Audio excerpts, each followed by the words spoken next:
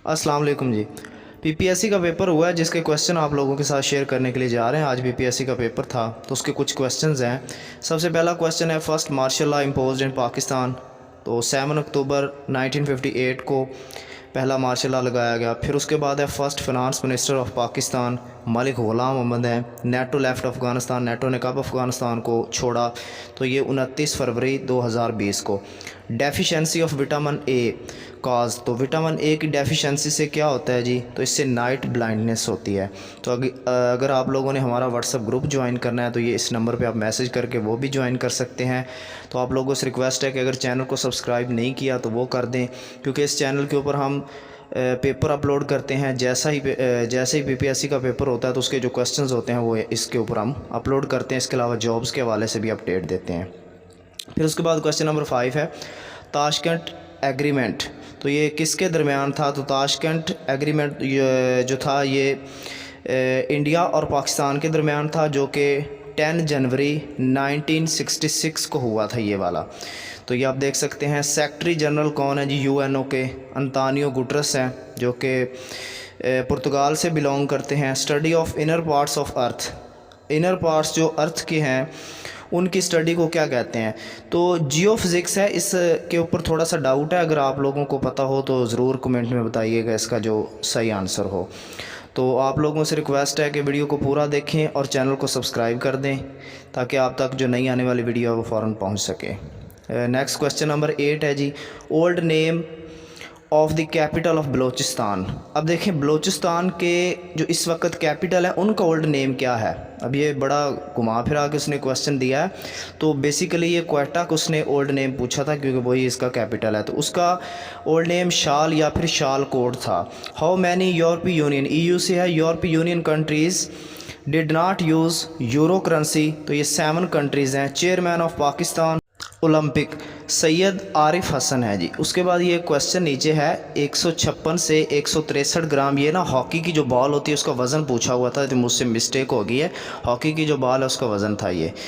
तो उसके बाद है, verb have how many modes. तो वर्ब के जो है वो 3 मोड्स होते हैं। तो ये क्वेश्चन एक इंग्लिश से जो मुझे पता चला है, तो वो वाला क्वेश्चन इंग्लिश का है यहाँ पे।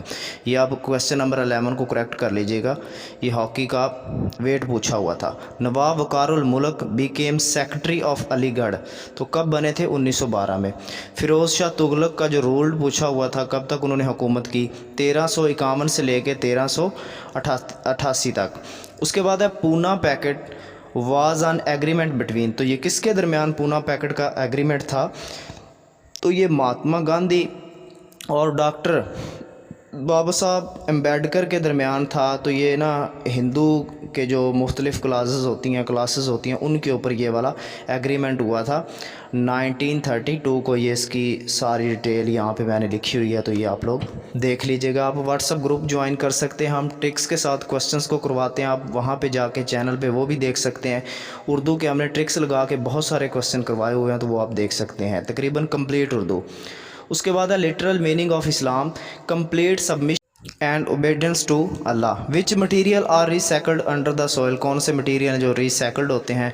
Plants and animal die are food waste. जब प्लांट और एनिमल की डेथ हो जाती है या फूड वेस्ट होते हैं तो वो सारे रिसाइकल्ड होते हैं। करते कौन है जी? Bacteria and fungi.